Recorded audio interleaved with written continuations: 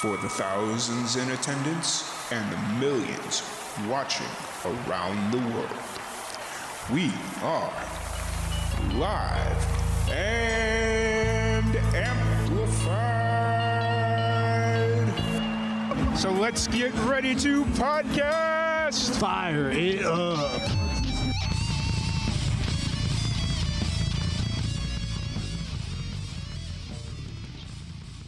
Welcome, everybody, to another live and amplified livecast. I'm your host, Tom Quiet, and we are back at it again with another amazing podcast. Today, we have a very special guest. We have Emma Moore. How's it going today, Emma? Hey, it's really good. Thank you for having me. Absolutely, absolutely. You know, it's funny. Like the other day, I was kind of going through my schedule to see who I had coming on, and I saw your name pop up for today, and I'm like, oh, cool, she's coming back on. And then I realized I'd never had you on the podcast before. Is one of those things where I just see you on Instagram all the time, and so I just automatically assume I've had you on the show before. And then I just started thinking about it. I was like, nope, never actually met her. It's just we know a lot of the same people, and I've been following you on Instagram for a good while now. So, you know, it's an interesting moment for me. I was like, yeah. So I keep having these moments too. I feel like I've had conversations with people, and they're like, and then it's the same as you, like, oh, I saw it on Instagram or I read it on Facebook or whatever. Yeah, I got you completely. But first off, I want to thank you so much for jumping on the podcast. I'm really excited to sit down and chat with you, get to know more about you. So, for the people that aren't really familiar with who you are, some of my fans that are just getting introduced to you for the first time, what's kind of your background story? What got you into music? I guess this is pretty similar to everyone. Like, you grow up with the music that your parents kind of force upon you. I just like to say I got really lucky. I love the music that mostly my mum played for me, a lot of the classic country. And I was born in 91, so I got to grow up with like the best era, I think, all this like female powerhouse country music. Yeah. So that was always on around my house. And I always wanted to work in music. I just never really knew what my pathway into it was going to be. So I really wanted to work in musical theatre. So I did a lot of training for that, but I really am like the world's most horrific dancer. Like, I don't know why I thought that was ever going to be a thing. But I did. I just chased like the vocal side of it. And then I was kind of late to the writing. I think I was maybe 24, 25 when I started writing songs, and then just fell in love with it so fast. And just threw myself headfirst into writing songs and performing them, and it's just grown like so quick. So yeah. Gotcha. You know, it's interesting that you brought up that you were originally wanting to get into musical theater, because I was listening to your music, and as I've been doing this podcast and listening to more musicians just like come from various backgrounds, different trainings, I pick up there's like a precision that comes with people that have more of a classical or like more of a classical training for like musical theater or whatever. Like there's a more precision, and I picked it up in parts of your music, but I didn't hear it through everything. So I was really thrown off. And now that you brought that up, I was like, okay, that makes sense now. So I just wanted to point that out because it was really interesting. So great. As far as you said, you started getting into writing later on in life compared to when you actually started having interest in music. What was kind of that turning point for you that you decided, okay, now I want to focus more on writing? What was kind of that turning point? A lot of it was really accidental in a way. I'd always played around with guitar when I was younger, never got particularly good, and hadn't played for years. I'd broken up with like a long-term relationship where I'd moved cities. So I moved back home. So I was like in my mid-20s, I moved back to my parents. I was changing jobs, and it was just a really big kind of transitional life year.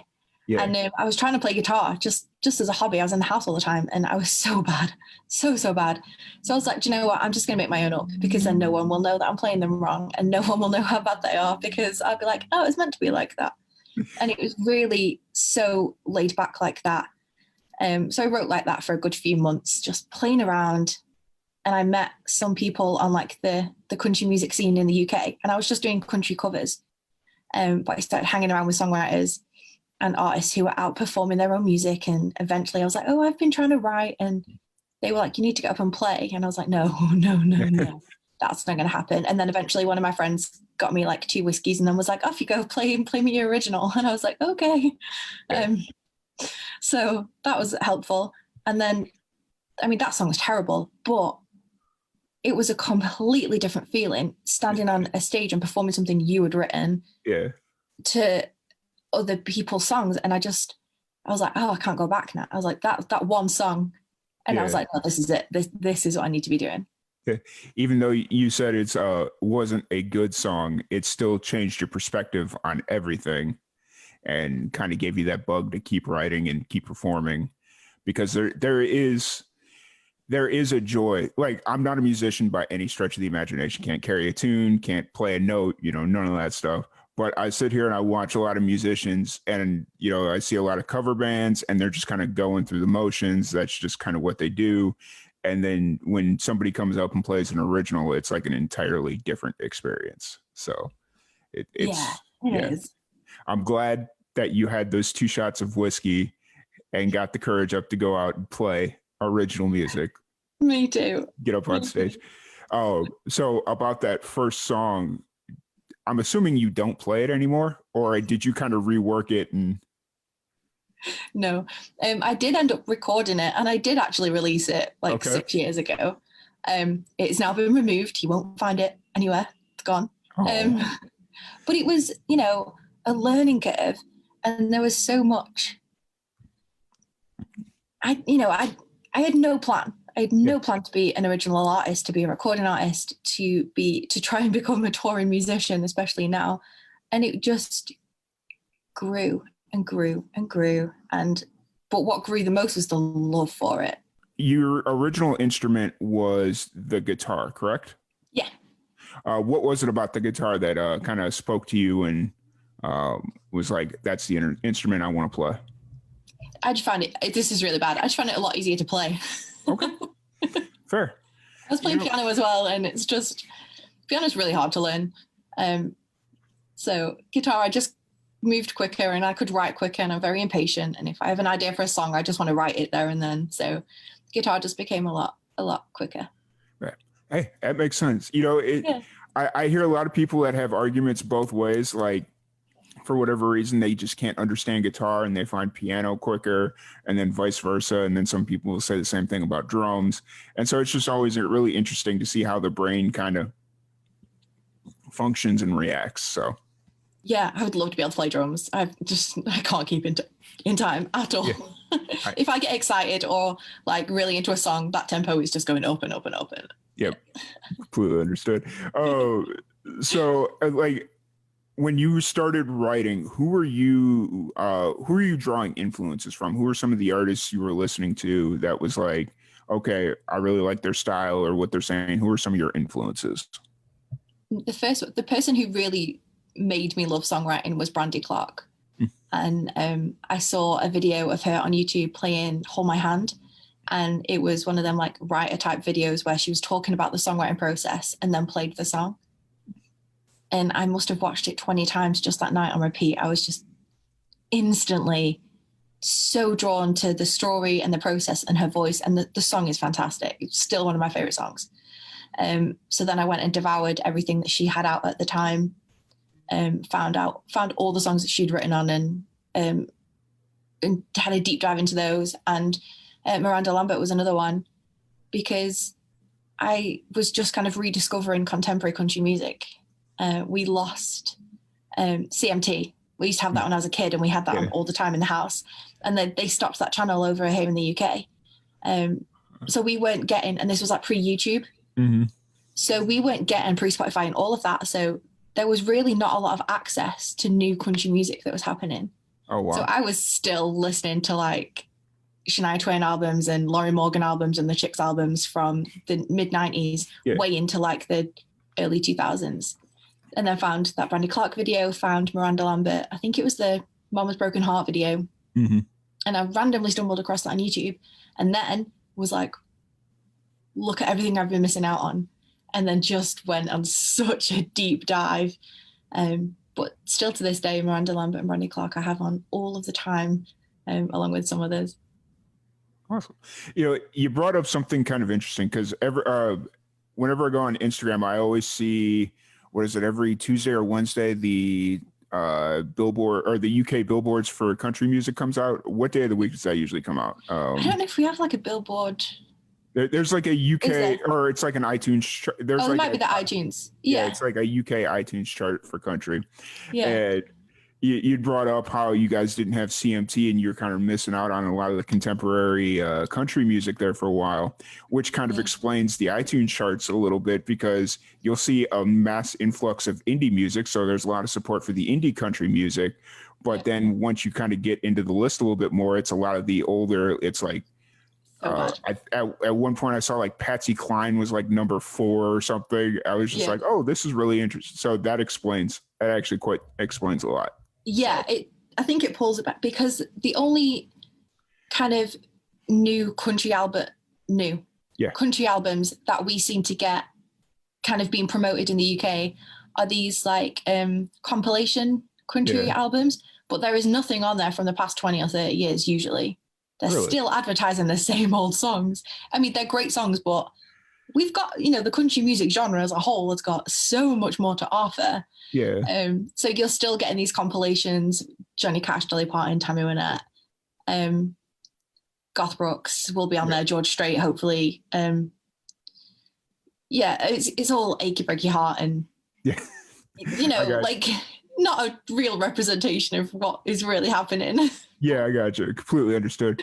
Yeah, it's funny. So it was just interesting when you said that. I was like, oh, that makes sense, because every time I see the top 10 iTunes charts or whatever it is, like every once in a while there'd be just that one random artist. Like, when was the last time they released a song? Like, and it's like their like big claim to fame, like their number 1 hit single of all time. It's that sort of deal. Like, Dolly's still in the chart with I Will Always Love You and 9 to 5. Jolene's up there. Yep. So that's 74. Thank you for unintentionally explaining that to me. It's all good. But let's kind of transition back into your music. You've got a new EP dropping in about 2 weeks. Yeah. I have to do math, and I was like, 2 weeks. Yeah, that sounds about right. What it's a EP. What's kind of the story behind this? I get so lost talking about this so much in this EP. I absolutely love it. So it wasn't there's 6 songs on there, and they weren't written to be 6, kind of to go together. They were written over about 2 years and just kind of collected. And then I guess it's only really since I've released it and people have been hearing it and getting loads of feedback on it, they're way more linked than I had ever really intended. And it was completely subconscious, which I just found. I had a conversation about this last night. I find it so fascinating because there are so many subconscious links that I didn't know about. Yeah. But for me, they started off, I had a big bunch of songs, and I was obviously picking out favorites. Some were favorites from live shows and some haven't been heard or played anywhere before. And there's a lot of them that just like, they have these really realistic stories. Like, they're not these fantasy fairy tale happy endings where everyone skips off into the sunset and it's all lovely, and those kind of, I don't really write those kind of songs, and that kind of became my loose focus for everything. They're just grounded in life, and it's only now since coming back to people that have been listening to it and reviewing it, and they've really pointed things out to me in this EP. So it's a very empowered EP. It's a very there's a lot of kind of self-love and self-proclamation in there. There's an independence and there's a fierceness to it. There's a couple of songs I think they're really vulnerable, but the overarching theme is just this, like, yes, this is who I am. I'm not sorry about it. Let's embrace the world how it is and let's just take it on. Like, yeah. I got you. So is this EP meant to be listened in the specific order that it's laid out, or is it can each song kind of live independently? Oh yeah, they can definitely live independently. There's no kind of overarching chronological storyline.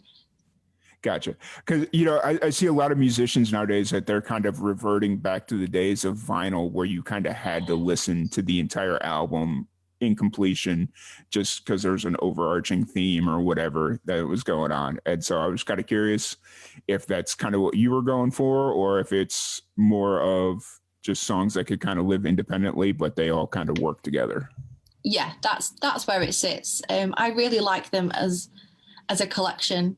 I feel like they tell the same, not the same story, but they're all loosely or very close to my story. There's always that element of truth in there, even if I like, you know, maybe embellish a little and make it more fun and more interesting. But there's always that core element there, but they tell different sides. They're very different perspectives. So just like a normal person, like none of us are all of our personality traits in one day. Yeah. So I think that's a nice little echo of it. Absolutely. And you brought up that you had started working on these songs about 2 years ago, or you were, so this is definitely a project before the pandemic. How much did the pandemic affect the release of this EP? Were you planning on releasing it last year, or is this still kind of around the time you were planning on originally releasing it? Yeah, I kept it pretty much to schedule. But it was, I mean, the dates were picked in between festival dates and live performance dates. Some are happening, some are not, some are postponed, some are just off. But the release process wasn't too different, apart from the fact that I would ideally have liked to have toured it and done a big live event for the launch, and had a load of people there. You know, there's been a lot more. It just made me get more creative with the digital release. I did a private, like, fan-only release to my mailing list in February, which I would never have thought about before. And that was really good, really exciting. And then we've got the kind of worldwide launch is May 7th. So, yeah. Is it going to be 100% digital, or are you releasing like hard copy albums? They have both. So we've got digital and we've got physicals. And they're like poking in the little screen behind me. They have them all over. I guess. Hey, you got to show them when you can, right? I mean, yeah, I did something really cool when we were talking about going back to like the vinyl days. There isn't vinyl yet, purely financially. It's a whole ball game. But my new record player it's like one of these built-in things where I bought it because it plays records, but it has like CD and cassette and Bluetooth and all that. So for Christmas, my mom got all of our old cassettes out from the 90s that we used to, like, my first introductions to music were on cassette.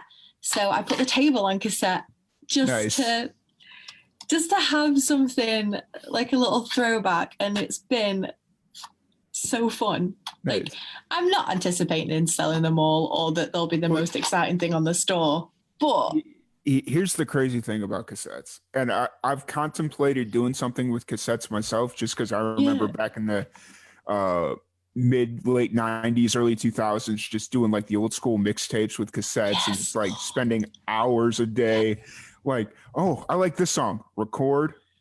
You know, you're spending hours a day making random mixtapes. And I thought about doing something that like promote Live and Amplified just as like a thing, like, okay, we'll make cassettes, we'll make them look like old school mixtapes, but instead of like the song information, it'll be Live and Amplified, and then our information, it'll be like a really cool 3D business card. Oh, I love that. And so I was like, okay, cool. And so I started like looking through it, and I realized how expensive cassette tapes are. At least here, at least trying to buy them bulk. And I'm like, oh, yeah, because I thought for whatever reason, I was like, oh, I could probably get cassette tapes pretty cheap. And then I went, and it's like you can a 6-pack for $40 or something. And I'm like, I'm good. Yeah, I think it's because they have had this little resurgence. And probably wasn't the best like business idea, but just personally, like, I had so much fun rediscovering some of the albums that we had on cassette. And I love having physical. I don't like doing just digital. I always like to have a physical product. And we have CDs, and the CDs look like vinyl, so that's really cute. I love those. I did find that as well. There are like CDs that they, for however they do it, they look like vinyl. Like Yeah. it looks like a little mini vinyl thing. So that's really cool. Yeah. Vinyl is in the long-term plan for sure. Yeah. I absolutely love the sound of it in like a proper record player, and I think it's magical. And again, just that experience of you have to listen to the whole thing. You can't just skip if you want it. Like you just sit and you play a side, and then you go flip it, and then you play the other side, and you get this whole complete story. I absolutely love that. So yeah, absolutely. Definitely hoping for that. Absolutely. I 100% agree. That is why I love vinyl, just because you're there for the experience. Yeah. So, but you would, when I was preparing for the show, I noticed that you recorded this album in several different places. You remotely recorded in Nashville and LA. Did I read that right? Okay. Yeah. Well, how did that kind of come about? What was the recording process like for this album? Like, given that it was in the middle of a pandemic? Yeah, I mean, luckily the producer, Dakota, he's based in Nashville, and we've worked together on a couple of songs before. So we'd worked remotely and in the studio together a couple of years ago. So we had a good communication, and we'd managed to meet in person before the pandemic. But I would just record some little home demos, pick the right tempo, record to click, and send it over. And he would record drums and rhythm guitars, and then just keep sending me stuff back and back and back. Or he'd send me like half a drum pattern for each half of the song, and be like, okay, which half feels good to you? What do you want? Do you want more of this, more of that? So I was probably able to be way more collaborative than I would if I was in a studio with session players and was just letting them do their thing. I really got to have some input. And then LA came about. That's where the bass parts went down, and they were recorded by one of my best friends. And we met in London when we studied together for a year.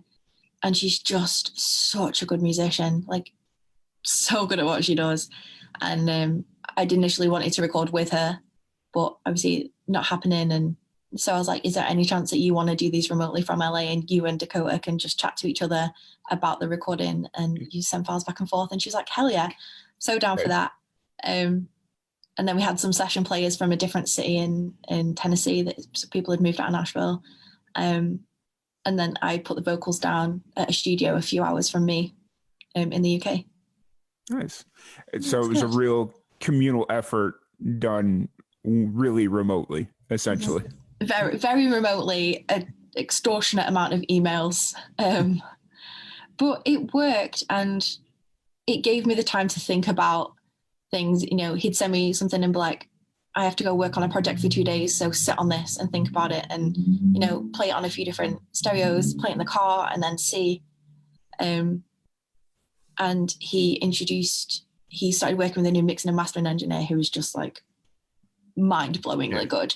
So his mixes were already great of the songs, and his production was great. And then he was like, oh, I'm going to send these over to Eric, and he's really great, so do you want to just use him? And I was like, yeah, I trust you. And then heard the mixes and was like,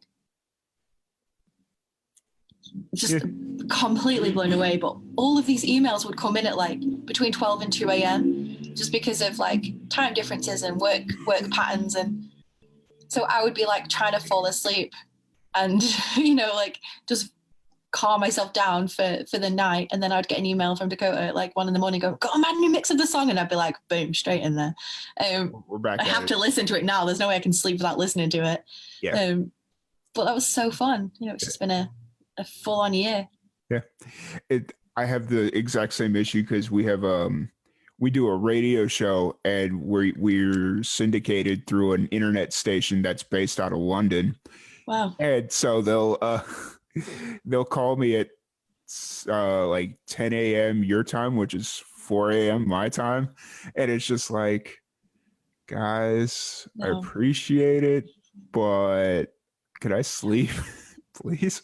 And then and then they'll call me, and it's like, well, I guess I'm not sleeping because they need this, and this. And so I totally get the pain. So Yeah, like the world clock app has just been my fit. I have to feel like I check it constantly just before I send anything, or but it's worth it. It paid off in the end. And that's the good thing about email is it's so non-invasive that even if you send it at a really random time, like if it's like 3 a.m, whoever you're sending it to's time, it's just kind of like, okay, it's just an email. You're not trying to call them. You're not trying to So I feel better about sending emails at 3 a.m. than trying to call them or something. I just feel bad if I wake them up. So. And he'd be like, you don't have to reply straight away. And I'm like, but I do, because I'm excited. Oh, yeah. It's not his fault. It's me. Yeah. So obviously working with in 3 different locations on one album presents a lot of problems. What was the biggest issue for you to overcome working with musicians in Nashville and LA and you being based in the UK? What was the biggest issue to overcome? The one that got for me was the vocals, because I knew that I wasn't going to be able to have Dakota in the room or like be a part of the session when I was recording the vocals. And I was like, what if he hates the mic that the studio used, or what if he hates the way that it's recorded? What if the files, something happens? It was like, because everything else everyone was working from home. And it was like, okay, so maybe a solo didn't work. So it just got redone. Mm-hmm. But with the studio, it's like, right, I have this one day to record every vocal for the album. I have like 6 hours. Yeah. So like it has to be right. And so that was a lot of pressure. And there was so much anticipation, like building up to that. And I just got myself so sick about it. And it went so well on the day. The studio were fantastic. Yeah. And the producers were really happy with what I sent over. And so there was so much stress over absolutely nothing. But honestly, the people that were a part of the record, they're just pros. Their attitude and their playing, they made it so easy. Like it was no stress. It was great. Yeah. Hey, it's amazing when you have people that you can trust and you've kind of built that rapport with that, you know, and it just makes it that much easier. And especially when you're working with pros, like there's a certain level of like quality that every pro kind of produces. Yeah,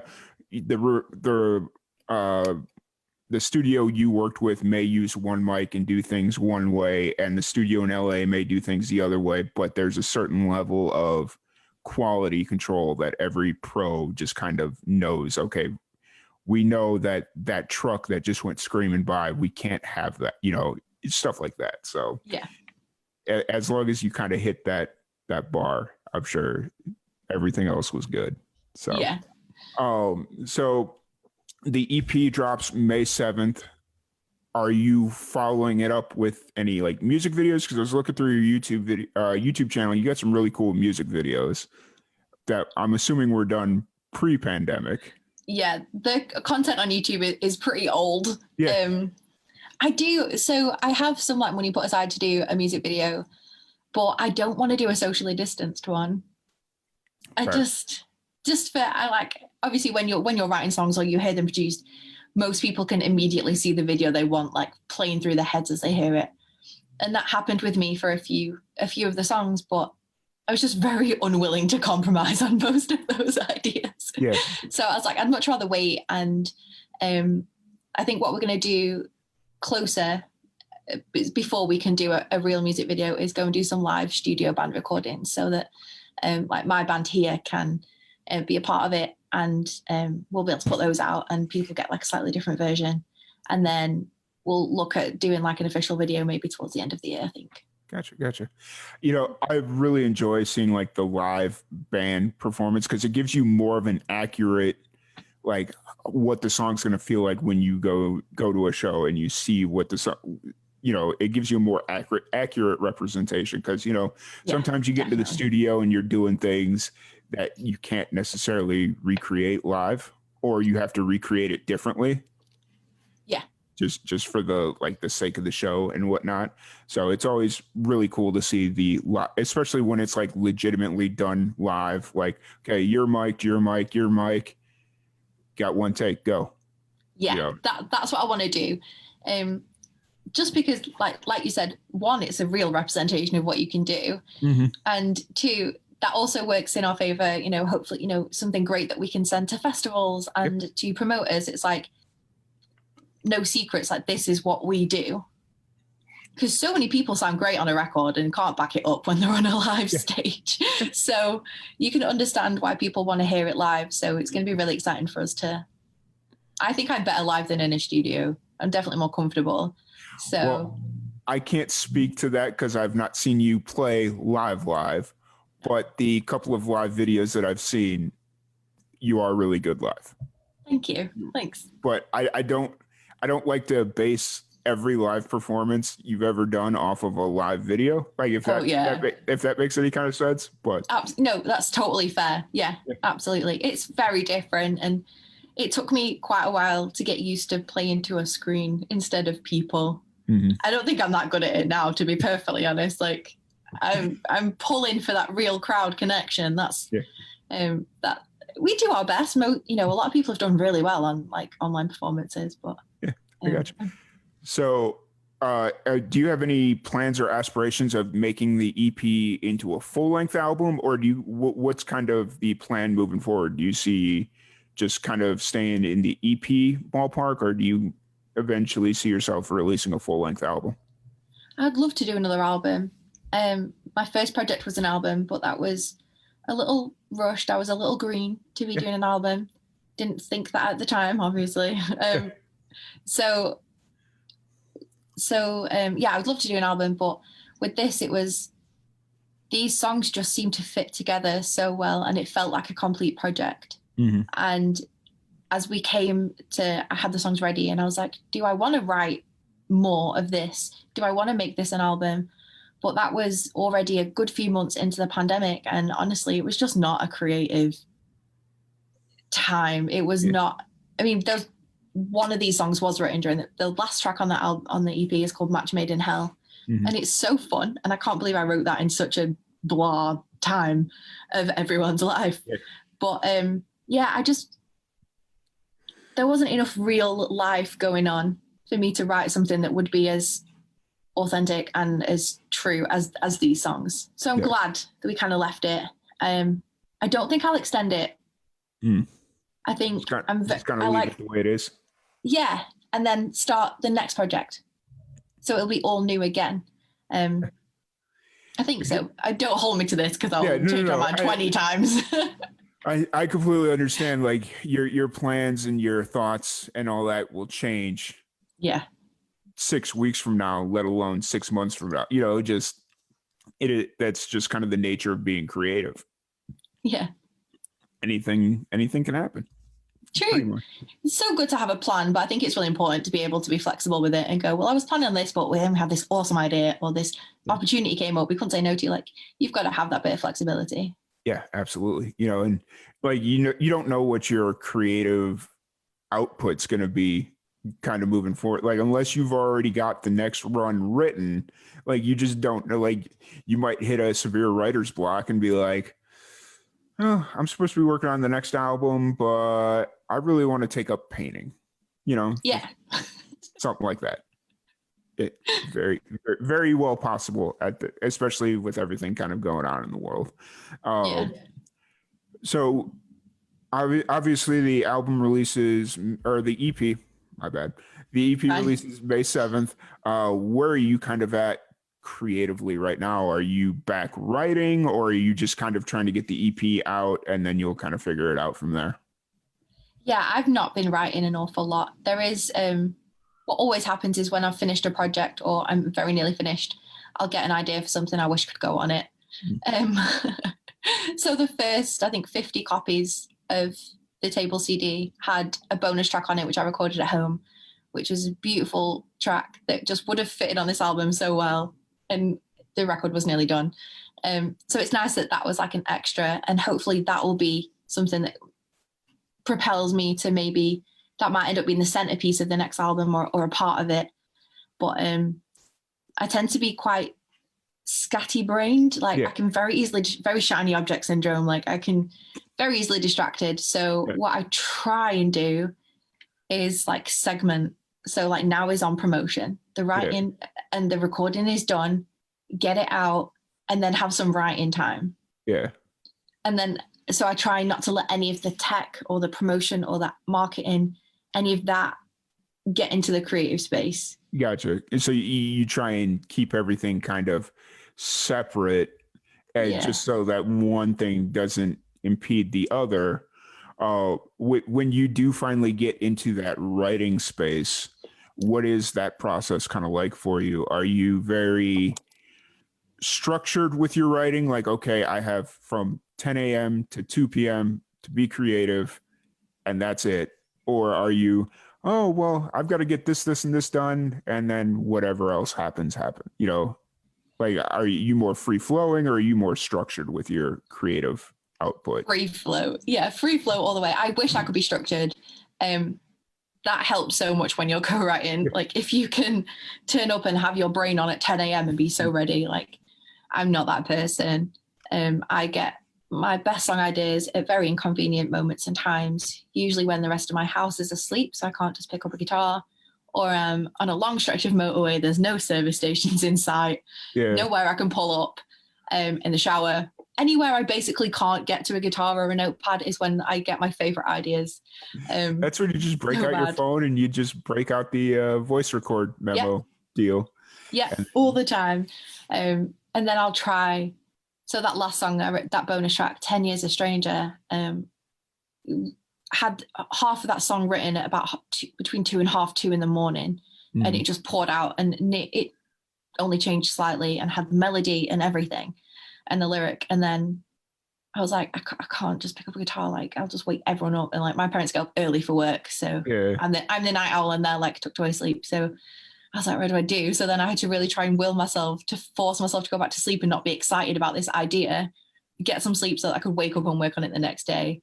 But then I can't put myself in a time limit. Like, whatever that song needs, I will give it as much time as it needs. Like, I don't care about breaking for food or going out and doing any jobs. Like, I've definitely been that awful person that's been like, had plans, and I was like, I'm going to be an hour late. And they're like, what are you doing? I'm like, I need to finish this chorus. Like, I'm not leaving. Yeah. Because I feel like it's never the same energy if you leave it and go back to it. So I'm always like, I'm going to be late, but I promise it'll be worth it. Yeah. It's like, and actually that you touched on something very interesting, because I've never thought about it that way. Like, if you leave in the middle of writing something like a cohesive sentence, it's like if you break it down in like a sentence structure, where if you leave in the middle of writing the sentence and you come back to finish the sentence, that sentence may not carry the same way or have the same impact. So you touched on something very interesting there that I've never like really put 2 and 2 together on. Yeah. Sometimes it's what you need though. Yeah. And sometimes it really works in your advantage. I've definitely had songs that I've started and I've written maybe half a song, and I've, for some reason, just not been able to finish it that day. And then sometimes you go back to it even months later, and that time and that perspective, your perspective changes on that situation. And you can usually see it with much clearer eyes when you've had that distance. And then usually that leads you to writing a better song than you probably would have done in that initial day anyway. Yeah, absolutely. Absolutely. So I see the wall of guitars, and is that a mandolin that I'm seeing? A ukulele and a mandolin. Yeah. I cannot play the mandolin. Okay. I was hopeful when I bought it. I bought a very cheap one just to try it out. Yeah. Terrible at playing it. It's so small. I don't know how anyone plays mandolin. But yes, my lovely babies, which I love. Ukulele's easy. Yeah. What do you think? Like, because I mean, I feel like if you could play the ukulele, you could play the mandolin, because the ukulele is a lot smaller. Or is that just my ignorance showing its ugly face? Yeah, so the mandolin neck is probably half the size of the ukulele one, and the strings are doubled up as well. So you've got 2 strings that are the same note. Ukulele, but the ukulele up there is a long neck one, so you've got a little bit more space. Gotcha. That's just a nice, fun little. The sound of a ukulele doesn't really suit my music. Yeah. So it's a nice like offstage kind of thing. Something to do when you're just kind of hanging out with friends, and or just like noodling a little bit. Need something to do. It was just something fun. It's something I always wanted to have, and I bought it a few years ago because I was doing like maybe half covers and half originals. So I was going to use the ukulele just for, I do like a couple of like Casey Musgrave's numbers, like of her early stuff. And I just thought the ukulele would be a really fun thing to like have in that it's never seen a stage. Yeah. Yeah. Interesting thing about ukulele though, is there a lot of mutant instruments that involve a ukulele. Yeah. I was at a bluegrass festival a few years back and somebody broke out a bass uke. So it was an upright bass, but it was a ukulele. Like I'm sitting here trying to figure out how this thing works. And he's like, yeah, it's just a lot easier for me to travel with a bass uke. And then he started telling me, he's like, then there's the banjo uke, there's this uke. And I'm like, you just opened up a whole new world for me. Like I would have never thought. Yeah, I'm a little bit of a fraud having them on display because I know I can carry a tune on the ukulele, that's fine, but mandolin, I pick it up once every few months thinking today's going to be the day and it's all going to click into place and I'm going to be able to make progress, and it's like I can just about get 3 chords out on it, and that is a struggle. Hey, at least you're trying. Yeah. So that's always a good thing. So outside of music, what are some of your hobbies? What do you do just like when you need an Emma day to get away from everyone and everything? What are some of your hobbies? I mean, that just doesn't happen. No? I wish. Yeah, I love going to the theatre, but usually, it'll be a musical anyway, and I'll be singing along and thinking about the harmonies. It's so bad. But it's nice to just sit and watch a show, or take my dog out and for a really nice long walk, or I'm a bit of a sucker for a sunset, so I'll drive out somewhere really pretty. I live near the beach, so I'll just drive out somewhere quiet, like turn the Wi-Fi off my phone, and just like basically putting my phone down is my hobby. If I get time off, turning that off and no social media and just no emails, that is like the biggest treat I think for any kind of freelancer. Or binge watching a lot of Grey's Anatomy, very old seasons. Nice.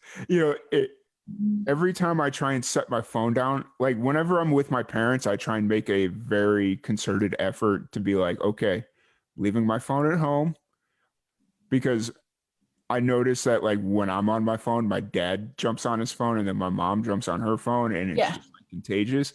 And so it's like, okay, leaving my phone at home. I'm with you guys, whatever we're doing. And then we go somewhere and they try and call me because we get separated because we go to like the store or something. And they're like, where's your phone? And I'm like, I left it at home because you yell at me every time I get on the phone, like to check a text or whatever. So I just leave it at home. And she's like, well, how are we supposed to get a hold of you? And I'm like, telepathy? I don't know. Yeah, I do the same. I'll sit with my parents and I'll be like, right. Or if I have it with me, but I'll make sure it's like screened down. So I'm not getting distracted by like notifications and stuff. And then she's like, oh, show me this thing, or take a bit, or like, because we've always got the dog with us.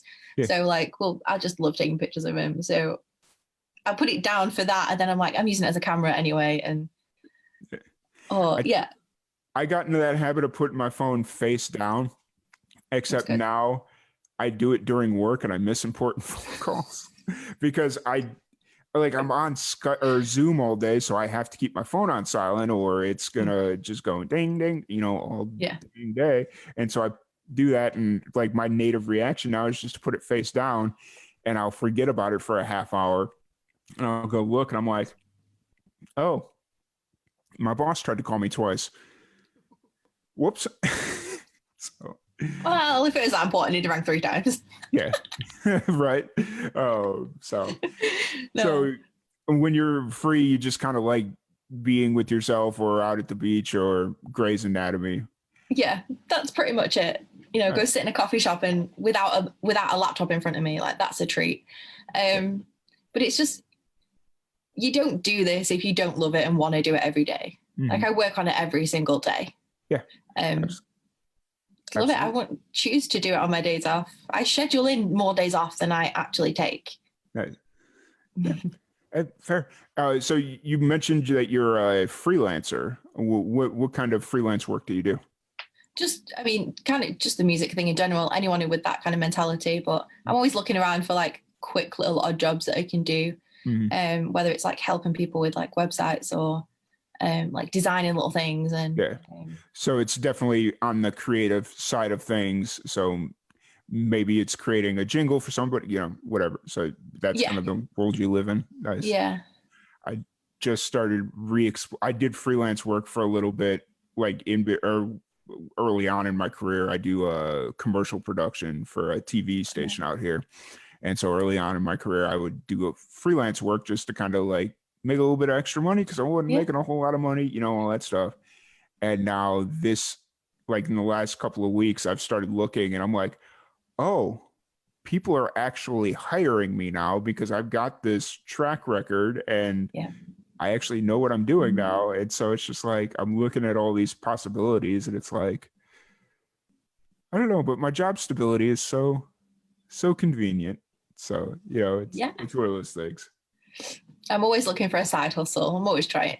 Yeah, I completely got you. So obviously shows haven't been a thing over the last, about over a year, I guess at this point. When there isn't a global pandemic, how often are you usually out playing shows? We never really we just kind of got to playing regularly in 2018. And then I decided to go back and do a master's degree. And I moved to London, which is like 300 miles away from where I am based. Mm-hmm. So that was like no band shows for that year. Mm-hmm. And then we booked in a tour and a whole load of festivals and shows. 2020 was looking mighty good. It was pretty busy. Yeah. I hear that a lot. A lot of people were saying how good their 2020 was looking. And I mean, obviously that's all relative compared to what their 2019 was. So like 2020 for you, or a good 2020 for you may be like, oh, I could never play that amount of shows for somebody, so it's always interesting. So I just got to have my first band rehearsal. We finally got together after it'd been nearly a year. Nice. How did the band kind of come together? Like your current lineup of the band, how did y'all come together? Really sporadically. But so the longest running member of my band now is Tom, and he plays rhythm guitar and banjo and is like my main harmony singer. And we actually knew each other in college. So 12 years ago. And didn't really play together, didn't know each other all that well. But I just knew he loved country music. And then he moved to a different town, which is like 70 miles away. So I was like, oh, that's not going to work out. It's a little far for rehearsing and daytimes and whatever. And I went through a bunch of players and they were all just so terrible. So out of the blue, I messaged Tom and I was like, hey, we haven't spoke for like 8 years, but fancy playing guitar for me? And luckily he was like, yeah. So he lives in, like I said, in a different county. So I just started meeting people in his area. And now I have 2 brand new band members this month. So we're just getting to know them, and that's really great. One of them ended up, the drummer went to my same uni in London, but we didn't meet there. And randomly lived 20 minutes away from me. So that was just great. And it's just meeting people. And then our bass player is a friend of Tom's. So it was like meeting people at like open mics and who's played together and who gets on with it and who wants to hang out and have a beer after the show with everyone. And so we're a 5-piece at the minute, and that seems to be, fingers crossed, working pretty well. Don't you love it when you meet people that you could have very easily crossed paths with in previous years, and then you meet them later on in life and it's like, oh, you want, like you were talking about Tom you met at school. I had a similar situation with a musician. We went to the same school right around the same time. There was like a year and a half overlap, and we got to talking. And it was like, oh, did you go to this event or that event? And it, so yeah, it's always interesting. It's such a weird thing. It's like, how much music could we have made in that time? We were doing a music course together, but I had no interest in being a musician at that point. It's so, this was in my theatre days, and I was always like skipping music classes to go to a dance rehearsal because, that was my priority and that's what I wanted to be. So I'm sure if we bumped into any of our tutors from that time, they'd be like, well, clearly Emma's not going to be making music. And I'd be like, actually, I'm one of the few that is. So it's so weird. I think things come around to you at the time when they're supposed to, I think. Yep, absolutely. But I don't want to keep you too much longer. Do you have any upcoming shows on the books, or is it all still kind of very tight over in the UK as far as like shows and whatnot?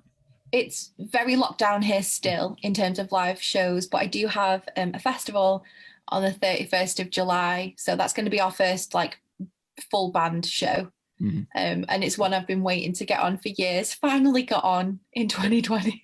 What festival? So that's called Buckle and Boots. Okay. And that's here in the UK. And then we have another band show. We've got them in like November, October. I think there's a couple. I might have one in July. Like they're just starting to get booked up and drip in slowly. And then we'll be the tour that got cancelled for 2020. We're just trying to pencil in now and do for 2022. So hopefully in the next couple of months, things are going to start to look nice for next year. Nice.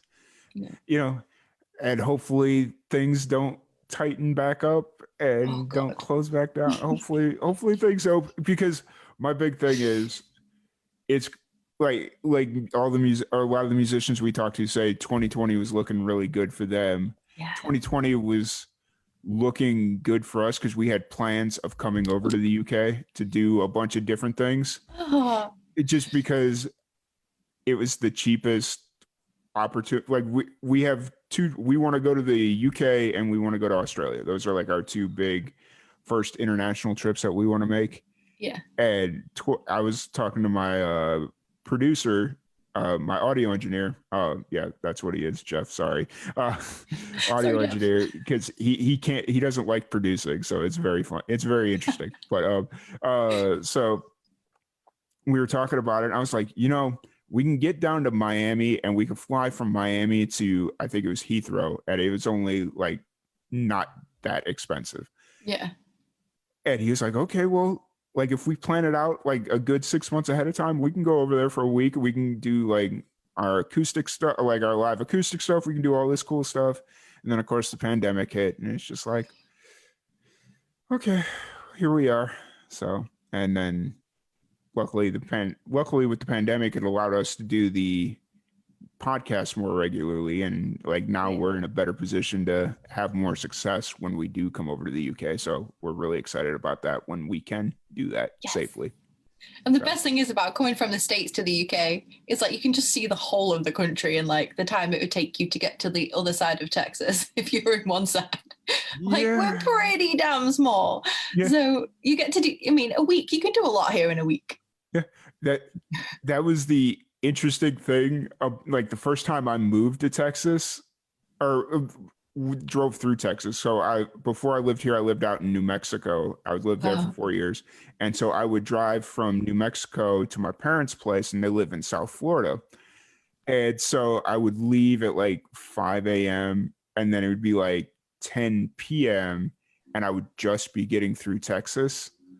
And my mom would call me. She's like, "Oh, so did you make it to Louisiana yet?" Or, like, whatever. I'm like, I just got to the Texas border. And she's like, "What?" And I'm like, "Do you realize that like Texas, how big this is?" Yeah.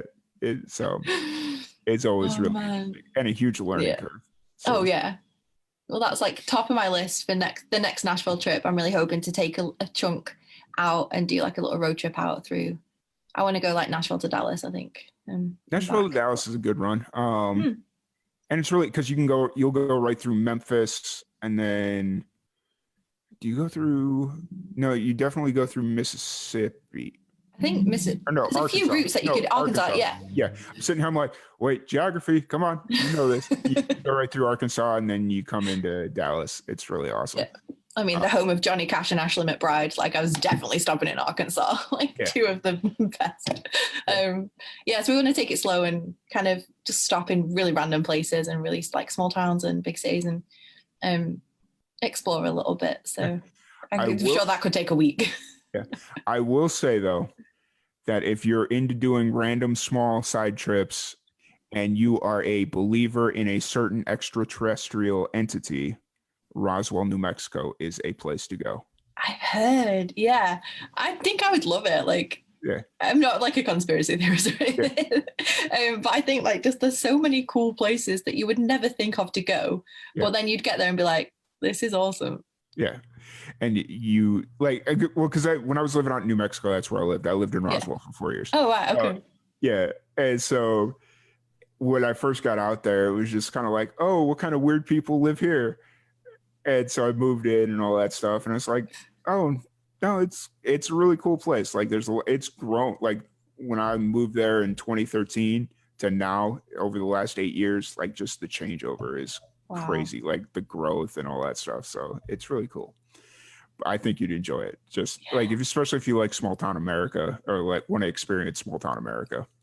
Yeah, I just there's something so appealing about it, and like it's so easy to go to big cities Yeah. and spend all your money in Starbucks, but like why not drive out to a diner and like spend some money on like a family business and experience like real people. Like I've only ever been to like big like major cities. I went to Florida and I went to Nashville, so it's not the most realistic maybe view. The best thing was when we went to Nashville was driving out to it's totally kind of to Lynchburg to do the Jack Daniels tour, and then walking through Lynchburg and you're just like, this is so tiny, and people just shouting hello from the front porch, and I was like, oh, this is what I want to see more of this. And everyone being like, right, so this is the only gas station for like 2 hours, so like we're stopping, and like stretch your legs now, and all of that. Like I'd really want to experience that on a bigger scale. So that's how it is out in West Texas, especially out in New Mexico. Once you get out into New Mexico, like once you get to Roswell, it is 3 hours to get anywhere. Like it's 3 hours, hands down. So just it's fun though. Like if you just like enjoying seeing and experiencing, you'll enjoy it. Yeah. So, but if anybody wants to follow you on social media or wants to see what you've got going on, any future releases, or wants to pre-order the EP, where's the best place for them to do that? I'm probably most active on Instagram. There's loads there. That is the one I actually like spending time on, which is at emmamorco UK. Or my website has everything, which is emmamore.co.uk. And it'd be really great to chat to some more people. Awesome. Like we had talked about at the beginning of the at the podcast, that's where I ran across you. Like through all the people that I've met over the last year and a half, and I think you just kind of filtered into that, like the following spree that I would occasionally go on. Yeah. And then I saw your thing and I'm like, oh, it feels like I've had her on the show before. Nope, definitely have not. So it's been good. No, you go. Okay. I was going to say, it's been an absolute blast chatting with you, and I've really enjoyed our time together. And anytime you want to come back on to promote the next body of work or a music video or a big show or whatever you got going on, feel free to reach out. You're more than welcome to come back. Thank you. It's been a great conversation. I'm geared up for my holiday and everything. I'm all in. Yeah. What's crazy is I'm on about 90 minutes of sleep. So after we get off this, I'm probably going to go crash for a little bit. We enjoy it. Yeah. Well, I was doing some freelance work and I didn't realize what time it was. Like I got started at like 10 p.m. last night and I was like, okay, I'll do a couple hours. And I just got so into the work that I was like, oh crap, it's 7 a.m. I need to go to bed. So I went and rolled out at 8:30 and I'm like, okay. It's the day. Let's get this rolling. So, but I love doing that.